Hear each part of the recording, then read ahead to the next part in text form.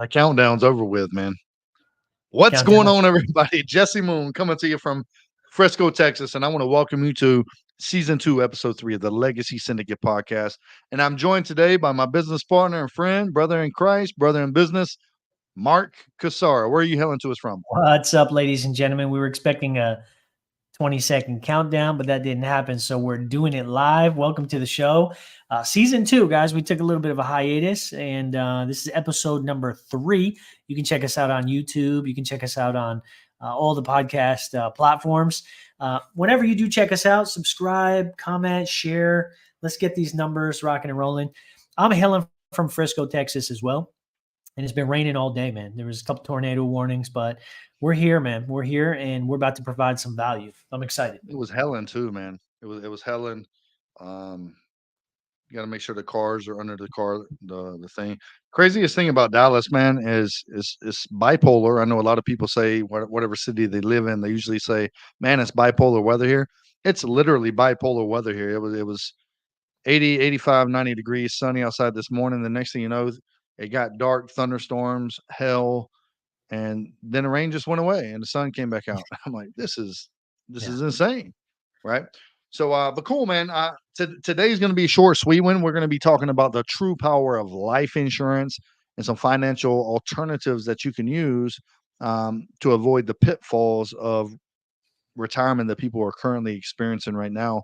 More the cool thing about being in the financial industry is learning the tricks, tips, and trades that they don't teach us in our education system. And I believe timing has a lot to do with success of an organization and specifically an industry. Okay. And we've seen it throughout time, Mark, where if we look at like the 1970s, the 1980s, we had in the life insurance industry, we had roughly about 500,000 active licensed life insurance. The problem that we faced back then is we had less than 204 million people in the population.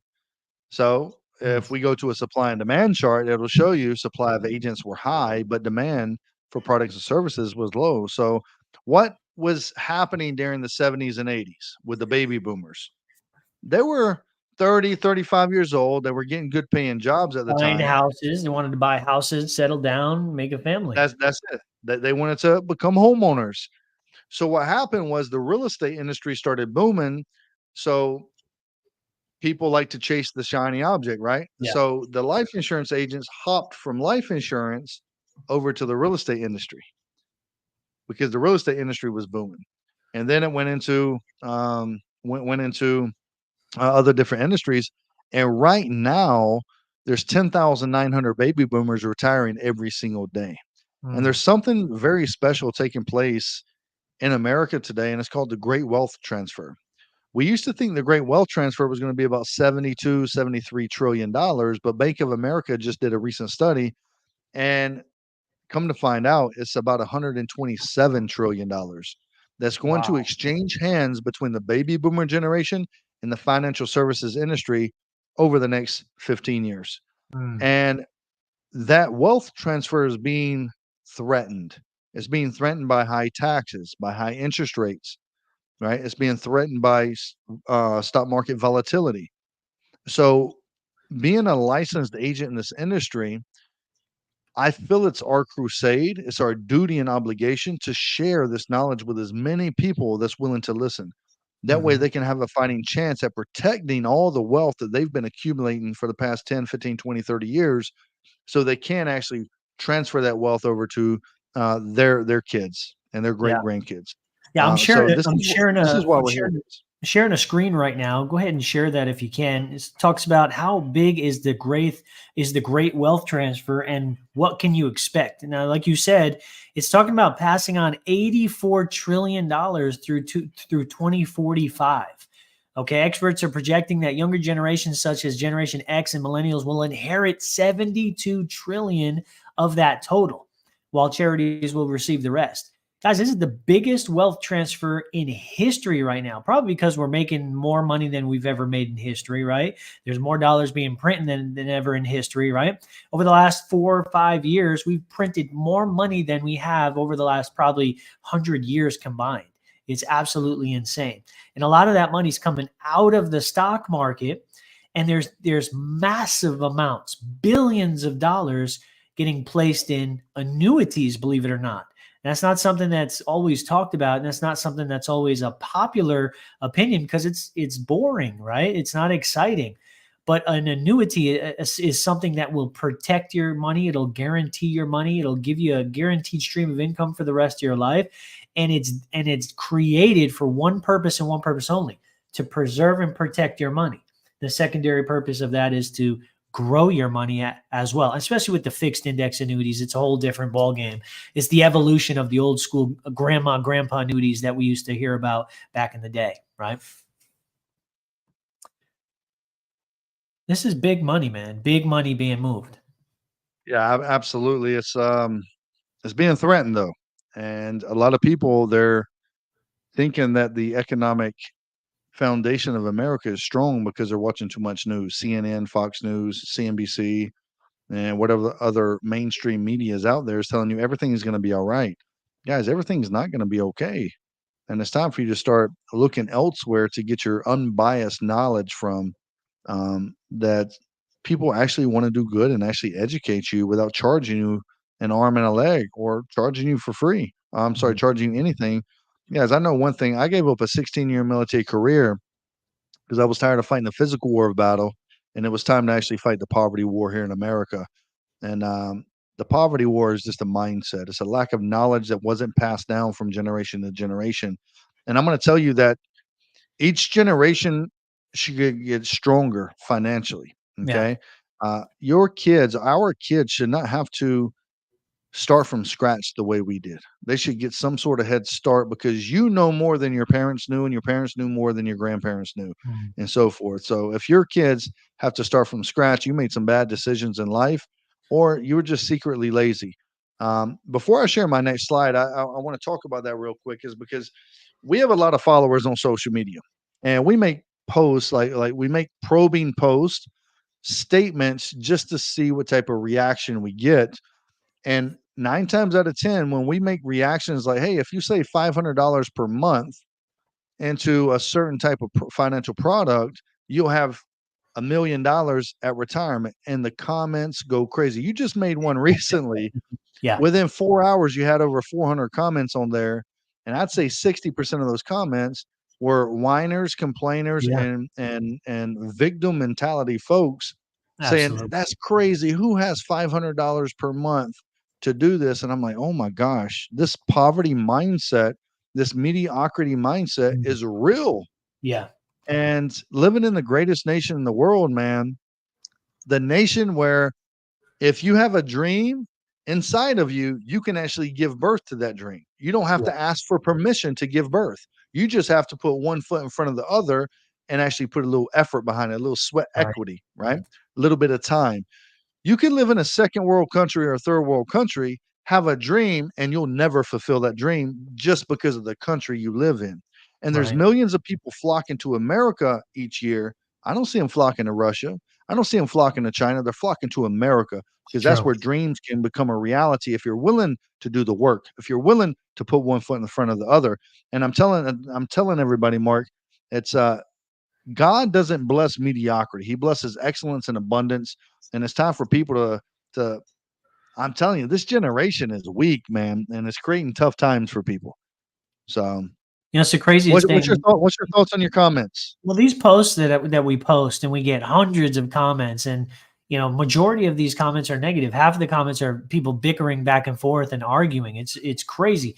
We put a post about saving $500 per month, and there are 60 to 75% of those people saying, I can't even save $50 per month, let alone $500 per month. I have some people emphatically telling me, what world are you living on that you think anybody could save $500 per month? And I'm like, it's blowing my mind.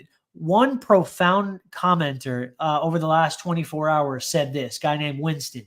He said, it's amazing to me the number of Americans that have totally convinced themselves that it's impossible for them to increase their income. It is as if they think they were born to do whatever it is that they're doing right now and they can't get out of it. Then I saw another guy post that he had seen on TikTok. A guy was making an extra $2,500 a month simply going around his neighborhood and asking for $2 per house to bring their garbage cans from the back of their house to the front of their house, wherever the garbage man picks it up. And he went and he created an entire business out of just knocking on doors in his neighborhood and collecting $2 per house. $2 per house, people would be like, that's laughable to most people, right? But he created such a distribution. It takes him about an hour and a half every Tuesday morning to go out there and just pull the garbage cans, a couple, 100 feet, maybe 50 feet out to the street, depending on how long the driveway is. And then he bills them, and it's on a recurring. Guys, listen, no matter where you are, where you grew up, where you were born from, there's always ways to make more money. Always. You can even sell your knowledge for absolutely free, no cost. You can sell your knowledge. If you're good at sewing, if you're good at baking, if you're good at coaching, if you're good at playing basketball, you can create a sellable asset, a course, some type of program, a webinar, and you can sell your money. Guys, there's infinite ways for you to make money. You don't lack resources. You just lack, what's it? Resourcefulness. You lack resourcefulness. But yeah, these comments are absolutely crazy. And then some of the comments we get on the kids post, right? Put $200 a month away for your kid. They'll have $2 million at the time they're retired. Do you know how many comments that I get of parents saying, hell no, I'm not going to leave I'm not going to leave my kids an inheritance. I'm not going to have my kids have millions of dollars in the bank. I want them to figure it out just like I had to figure it out. Oh my God. And my friend wasn't ready to be a parent. That Should have kept it boggles in your my mind pants. every time I see that these parents want their kids to, they may not even outright say, I want them to suffer, but I want them to learn the hard way just like I did. Guys, listen, as a parent, our job is to help our kids do better and be better than we were. That's our job, our number one job. And so, man, I don't want my kids to suffer. I don't want them to struggle. I want them to have a good work ethic, but man, I want them to be financially secure. That's the most important thing to me. It doesn't mean giving them a silver spoon and buying them anything they want. Heck, my kids got to work for everything that they want right now. They're only 12 years old and the girls are 8 years old. They want to go buy something from the store. They got to give me something in exchange. They got to give me time. They got to give me energy or effort in some type of activity in order to get what they want. So I'm teaching them good work ethic, but at the same time, I'm sticking 100 to $200 away into a life insurance policy that by the time they're ready to retire, they're going to literally have more than a couple $1,000,000 in there. So, it's like a two-way road. You know what I mean? Yeah, we're doing. Our kids are a little bit older than yours. I know you got a set of what 12-year-old twins and what Yeah. 8, 9-year-old triplets, right? Triplet Yeah. girls, twin boys, triplet girls. So our kids, our youngest is 14 years old, but we were doing that exact same thing when our kids were your kids' age. And now we got 5 teenage boys, and I'll tell you, now they're working, right? So I had them read a book called by Robert Kiyosaki called The Cash Flow Quadrant. Mm. And about halfway through it, they came running to us and said, Dad, we need some assets. So we got them their first asset, which was a cash value life insurance policy. And now that they're working, we do something called a 70-30 rule. So now they have so we're paying for 100, just 100 bucks per month inside of our kids policy. And then they wanted to open up their own policy. Obviously, we're still the owners of it because of their age and obviously fiscal discipline and stuff like that. But they take 30% of everything they make and they put it inside their life insurance policy. Okay. And then they take 10%, donate it towards a charity of their choice. And then they take another 10% and do tithes and offerings at church. So we're Mm. teaching them young to learn to live off of 50% of all the money, but save 30% for their financial future, because whether they like it or not, 20, 30, 40 years is going to pass them by, and they're either going to like the place they're at financially or they're not going to like it. But we're going to make sure that we teach them the discipline. See, it was said that a lot of people say, I want to leave an inheritance to my kids. I want to leave a legacy to my kids. Legacy, cool. You're leaving wealth, cool. But that legacy is really what you leave within them.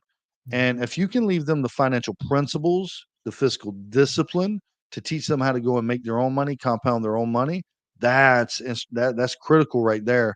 And it reminds me of a Nice. story that I heard several years ago, Mark. And I think you heard me tell this story before, But there was two gentlemen back in the day. We're talking 1800s. One gentleman was born in the 1830s. One was born in the 18. I'm sorry, passed away in the 1830s. One passed away in the 1870s. We'll talk about the poor gentleman real quick. The gentleman used to be the wealthiest man in the world at this time. He had $3 million. Well, what he did is, upon him passing away, he donated $1 million towards a charity of his choice, and he gave his family $2 million. This was in the 1830s. Well, in 1996, they did a family reunion, and at that reunion, there's not one millionaire in the family. Oof. But Wow. you know that charity is Vanderbilt University. Vanderbilt's The only correct. millionaire in that family today, he's a TV news anchor. His last name is Anderson. Yep. He's part of the Shep- Vanderbilt family. Okay. Shepard Anderson, right? No, no, no. Something I can't Shepard is his remember. name. But he created all his wealth Yeah. through his own doings. But Cornelius Vanderbilt was the gentleman. He didn't leave him fiscal discipline. He left him money. The other gentleman wasn't a wealthy man, but he was a banker. And this gentleman had 16 kids. So what he did is he left his kids the banking principles. Okay. And he sent them Oh, out to different Cooper countries. Anderson is the name. Cooper Cooper Anderson is Anderson. the name. Yeah, there you Cooper go. Anderson. Yep. Yep. Cooper Anderson. Sorry. He's part of the Vanderbilt family. Yep.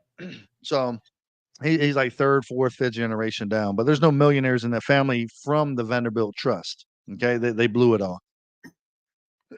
But the second guy had 16 kids. He taught them banking principles, and he had three banking principles.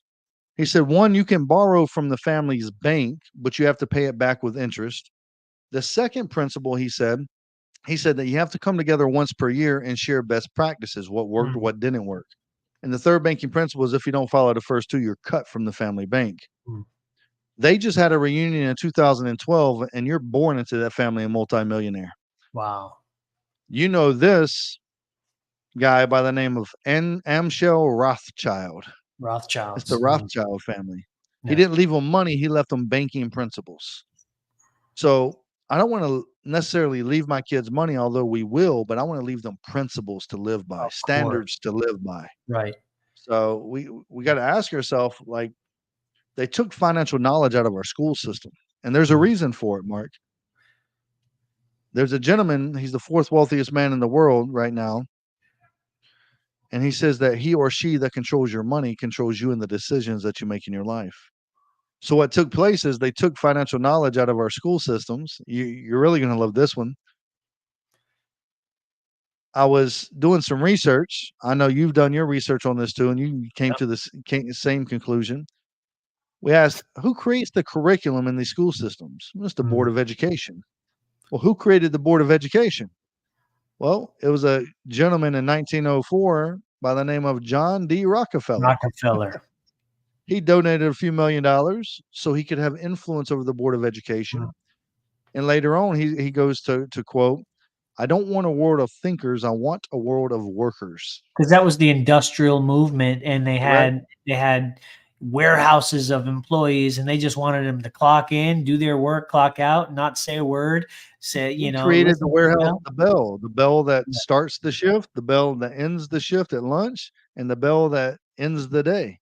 That's Isn't our that school system weird? in prison. Isn't that weird how school systems mimic that same and prison system? They all three work conjunction with another. They're all systematic in how you're docile. You just listen to the rules, and they were all created the same way. It's just different types of people in each one of them. Man, that's wild. That blows my mind. If I'm people telling really you, took man. the time to learn their history, they would know where maybe the future is gonna lie. But people don't care to learn their history. They just want to follow the rules and just do whatever they got to do and be politically correct and listen to the leadership, but they don't want to take the time to, hey, let me look into this. Let me see how did this come about? Where did this come from? But guys, I tell you, if you do that, reading is one of the best ways you can do that, right? Read from an unbiased source, read from people that have been around a long time, but man, educate yourself. It's the most important thing that you can do, because if you're not, you're going to be led astray. Easy, like sheep to the slaughter, man. That's it. Yeah, there's two quotes out there. One by Winston Churchill. He says that the further back in the past you look, the further forward you can see. Mm, that's Because we powerful. live in a cyclic world. If it's happened once, it's going to happen again, especially as long as man is in charge, right? Mhm. There's another quote by a gentleman by the name of Will Rogers. He says that it's not what you know that will hurt you. He says kill you, but I'm going to use the word hurt you. Mhm. It's what you think you know that just ain't so. Mm. Let me say that again, guys. It's not what you know that will hurt you. It's what you think you know that just ain't so. So that goes back to all these comments we see on our stuff. I made a post the other day because I see a lot of people giving misinformation out there about the financial knowledge about these financial products out there. I seen a guy whose profession was a landscaper trying to give people investment knowledge. Yeah. Like what? All day long. Stay in your lane, guy, right? Yep. And then somebody's going to take his knowledge, apply it, find out it doesn't work, and now set them up for failure. I'm like, no, no, no, no, not on my post, right? So, guys, if it's not me giving the information out, I don't condone any information or anything because I don't know those people, right? That's Right. giving you information and Right. guidance. So, but it's people think they know it, but they don't really know it. Does Yep. that make sense? What you So, know that what you think you know that just ain't so. what you think you know that just ain't so. So let's as we start to wrap this thing up, the last topic I want to talk about, Mark, is I want to talk about an alternative strategy to 401ks. I want to share two articles real quick, and then I want to get your takeaway on it and your thoughts. Is because if the baby boomer generation right now is struggling with retirement, what makes us think if the millennials and Gen Xers are following the same path that we're going to have different results? Mhm. Okay. So the baby boomer generation is the first generation that's retiring using the 401k. Okay. So I'm going to share this article real quick and show you. This is straight from Empower. Empower is a money manager. They house 401ks. They're the second largest next to Vanguard. Now Vanguard is almost identical numbers, but I pulled Empower. It was the first thing that popped up. So I want to look at the average 401k balance at 65 years old. So we're not going to go with average. Okay, we're going to look at the median. Here's why. The average 401k balance is taking the top 401k and it's taking the very bottom 401k. You could have 1 cent in that 401k and they're taking that in consideration. And then they find the average of the two. So that's not realistic numbers. The median 401k balance is they're finding the middle ground. They're going just a little bit above and a little bit below. So that's more realistic data. So if we're looking at this at 65 years old, okay, this one is showing at in the 60s here. Let me see if I can get a more that says actually 65. Let me go back here for this right here. This is bank rate. We'll just go with bank rate. Can you see the bank rate? Yep. Okay. So this right here is going to show you at 65 years old, the median balance in your 401k is $70,000. Wow. $70,000. Guys, there's something called a 4% safe withdrawal rule, meaning that if you want a 90% probability of not running out of money too soon, you cannot safely withdraw more than 4% of your nest egg. And if your nest egg is $70,000, okay, let me get my calculator out here. 70,000 times 4%, that's $2,800 per year that you can pull out. Mhm. $2,800 per year that you can pull out divided by 12, that's $233 per month. Wow. Now, my question to you is we're sold to go to school and get a job and work for 40 years for 40 hours per week for 40% retirement, right? Are you Are living you your living? best life, your golden years on $233 per month? No, I don't think so. You're No, dependent heck upon no. the government for Social Security. Yep. once again, he or she that controls your money controls you and the decisions that you make in your life. That's the craziest thing, right? But Crazy. people will see this and they will still call us crazy. We're showing them facts and data, like real data, and they'll still call us crazy. It's because they've been groomed to think, groomed to act, and groomed to feel a certain way towards things our school system didn't teach us. It's insane. Guys, all the dogs barking up the wrong tree doesn't make it the right tree. And if an entire generation, the largest generation ever born, the baby boomer generation, where 76 million baby boomers are retiring and they don't have enough to live their golden years, why would you do the same exact thing? Right. Just doesn't make sense to me, right? So what are your thoughts on that right there, Mark? Again, it's I think maybe it's a little bit of lack of knowledge, lack of understanding, people not being educated the right way. When we're, middle class America, especially when we sit in front of an employer, they push papers in front of us and say, hey, you want to save for retirement? And of course we want to do the right thing because that's what we were told that we need to do, but we don't know where our account is, who it's with, how much is in there. We're barely checking it. I have so many clients coming to me saying, I honestly don't even know how to access my 401k. Who do I even call to talk about it? And I have to literally get on the phone with them and walk them through the steps to actually find where their 401k is, where their IRA is, what their balance is. Yeah, and it breaks my heart to see that. And we can't blame our parents. Our parents didn't know because you don't know what you don't know. So it's not their fault either. I think it's partly the educational system. They don't teach alternative strategies other than, hey, yeah, put your money in a 401k or directly invest into the stock market. There's never any conversation about, hey, there's alternative things to do out there, right? You got your alternatives, like obviously gold and silver, and then life insurance is another one. Just lack of education, lack of conversation. So I think one of our goals is to be the spokesperson to the middle class families, middle America, to let them know about some of the options that are out there. We want to dominate the space in training, in support, and guidance.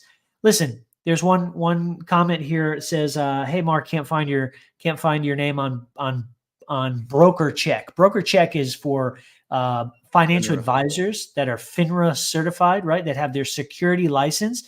Not a financial advisor, never ever have claimed to be a financial advisor. I'm an insurance broker. That's a retirement specialist.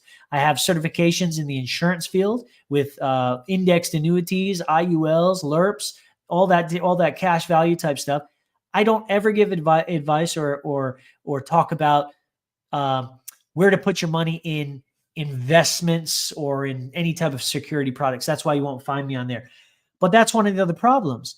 Most financial advisors with the ABCs after their name, they may have gone through a couple programs and taken a couple tests, but at the end of the day, most of them are they're overpaid employees, right? They're They just get employees. paid. They get paid to push people to put money into the market because that's how they feed their family. Of course, they're going to tell you to put money in the market and investments and 401ks and IRAs because that's how they make their money. That's how they make their living. Most financial advisors aren't licensed as a life insurance advisor or a life insurance broker or a retirement specialist in that aspect. That's why they'll never, ever offer you alternative investments or alternative vehicles to place your money, like a cash value life insurance policy or a fixed index annuity. That's because they lose money on that. They lose money on that front. And so there's a big divide in the financial advisors and insurance broker world that they tend to butt heads and not want to work together because they don't benefit from each other doing business with one another. I love financial advisors. They do all the things that I can't do. I'm happy to educate financial advisors in all the things that I can do. And not to say that they're equal. Life insurance is never an investment. You should never look at life insurance like an investment. It is not that. It's not the function of a life insurance policy. Life insurance is to protect and preserve your money, and it just so happens to grow with compound interest that may be connected to the market. There's an index strategy that they use, but your money's never directly invested in the market. Therefore, IRS don't even consider it an investment. The SEC doesn't consider an investment. FINRA doesn't look at it as an investment. It's not an investment vehicle. So back to my main conclusion. It's a lack of education and lack of financial literacy in middle class America. The wealthy know this type of stuff, right? They Yeah. know these things. Rockefellers know it. They've been using life insurance for 100 years. They've been using life insurance and family trusts, living trusts to build and establish their wealth and their estate planning. They use it. Middle class America is just starting to learn about it. So I know that was a lot right there, but I felt like that was needed to be said. Yep. I definitely appreciate that. You know what I feel like right now? I feel like the craziest thing in America, you could sit in a classroom of 100 people and the lecturer, the professor could say, "Raise your hand if you have a question." And nobody raises their hand Yeah. because everybody's scared about what everybody they have allodoxophobia, the fear and thoughts of other people's opinions. And then what happens is you have one brave soul that raises their hand. They like Yeah. do this, right? And then they raise their hand. Next thing you know, everybody else raises their hand. It only takes one person with courage and boldness to go out there and take a stand against the tyranny that's creeping into America. And as we start to make a splash into this financial industry, as we start to get the grease, I always say get the grease because the squeaky tire gets the grease. The more you hear about us, hear our names, hear the Legacy Syndicate podcast, the digital upline that we're about to launch on June 1st, guys. Mm. You're gonna know Mark Cassar's name and Jesse Moon's name because of what we're about to do in this industry. And I feel like we're the ones raising our hands. And then I'm just looking to see who else is going to follow that path. Yeah. Because right now people are playing scared, and it's it reminds me of the Bible story. We're not going to go into it, but the parable of the talents. Yeah. And it's like they're the first person that got one talent and they went and buried it because they were scared to lose it, right? And then they ultimately got their talent taken from them, and it was given to the one who was bold enough and courageous enough to go out there and actually multiply their talent, guys. But Yeah. with that being said, uh, just want to thank each and every one of you for tuning in, guys. We're not asking for any money from you. We're not monetizing this. We just ask you if you found some value, go ahead and share it with somebody else that you Yeah. think needs to hear this information, guys.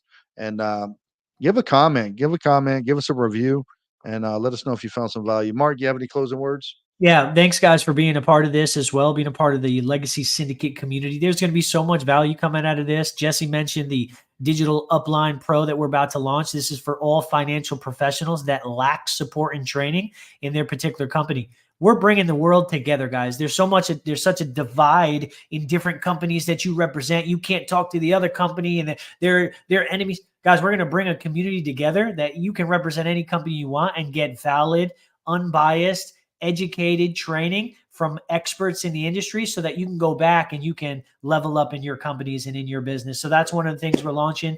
And then obviously, Legacy Syndicate is going to be business, life, adventure, manliness, marriage. I mean, we're going to talk about all those things. So if you did see value, please go ahead and just share this feed on your social media platforms, subscribe to us on YouTube, and drop a comment. Let us know what specific topics you'd like to hear us cover. Could be anything about faith, family, finances, fitness, fun, any of the F's, right? Let us know, and we'd be happy to cover that on the next couple episodes. We're going to be doing this once or twice a week. And guys, you're going to get massive value from it. So again, I appreciate you guys. You guys have a blessed night. And that's all I got. That's it. Mark, it was a pleasure, man. Until next time. Yes, sir.